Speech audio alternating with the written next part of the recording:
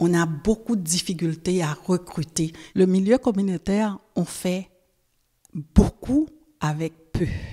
En fait, on vit une surcharge de travail parce qu'on doit combler le manque de personnel. Donc, c'est comme ça qu'on vient en aide aux jeunes. Là, on travaille plus. C'est bien malheureux. C'est des gens qui travaillent avec cœur, avec leur tripes, mais peut-être le fait qu'on ne demande pas assez, qu'on n'exige pas assez des instances, c'est ce qui fait qu'ils ne reconnaissent pas la valeur du milieu communautaire.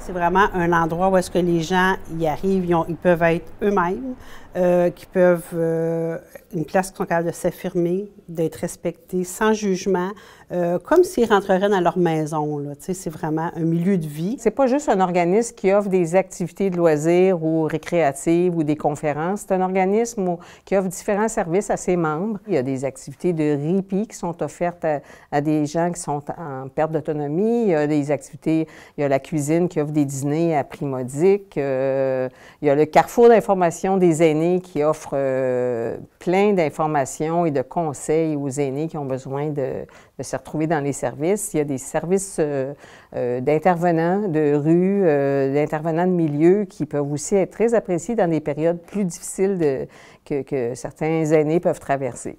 Pour offrir toutes ces activités-là, j'ai une belle équipe d'employés, mais ça prend des bénévoles. Et la base, c'est ça, c'est nos bénévoles là, qui nous font amener plein de beaux projets aussi. Je pense entre autres, moi j'ai eu beaucoup de situations de personnes qui aimeraient avoir des visites d'amitié, mais ça, c'est des bénévoles qui font ça. Bien, en ce moment, à Laval, c'est difficile d'avoir des visites d'amitié parce qu'on manque de bénévoles. Fait que là, tu fais, bien, ça fait que moi, bien, dans mon rôle d'intervenante de milieu, bien, des fois, je vais faire des visites d'amitié, tu sais. Parce que je sais que la personne est toute seule sans ça, mais là, ça me fait une surcharge de travail. Pendant que je fais ça, je fais pas d'autre chose. Fait qu'on le voit là, quand il y a des manques comme ça. C'est toujours la personne qui est au centre. Hein? On se dit, non, je peux pas les laisser. Ça n'a pas de bon sens. On va faire le possible, mais le fait de faire le possible, bien, on se réalise, puis on fait le maximum. Mais ça devient épuisant, la longue. Parce que si on ferait le même comparatif dans le privé ou dans d'autres domaines, ça ferait longtemps qu'il y aurait eu des révolutions, là.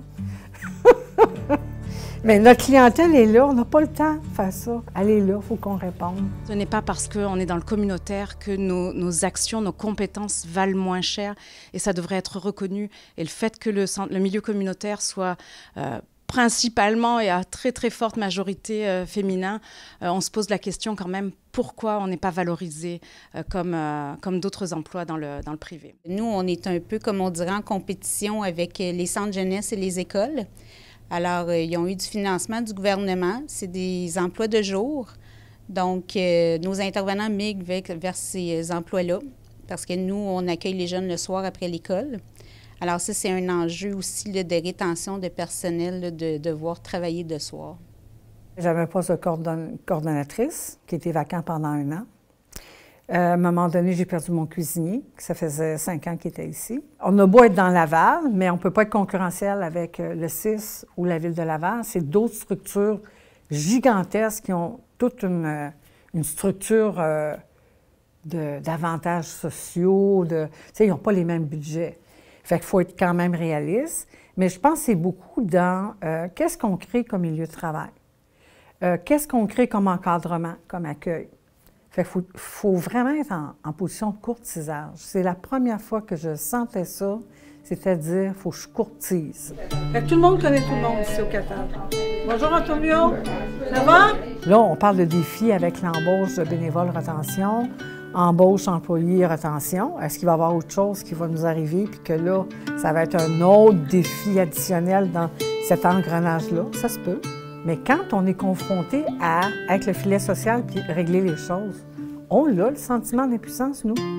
Puis on a beau revendiquer, on a beau arriver avec des résultats tangibles, on a beau arriver avec des présentations quand on fait les rapports ou les rééditions de justifier qu'on devrait avoir un montant additionnel. Il n'y a pas écho, il n'y a rien qui revient. Il n'y a même pas de commentaires qui reviennent. Si on avait des commentaires, si on avait des explications, si on avait un écho, hein, on parle, mais ça ne revient pas, bien c'est ça, c'est démobilisant. C'est ça. Parce que, bien, faites-en encore un petit peu plus, faites-en un peu plus. Ça fait longtemps qu'on en fait plus. On n'offrira pas de financement, ils vont aller chercher les bénévoles. Non, pensez pas comme ça. C'est toute une culture, c'est toutes des valeurs, puis il faut qu'on les forme, il faut qu'on les recrute, il faut qu'on fasse la retention. C'est la même énergie, là, c'est la même chose.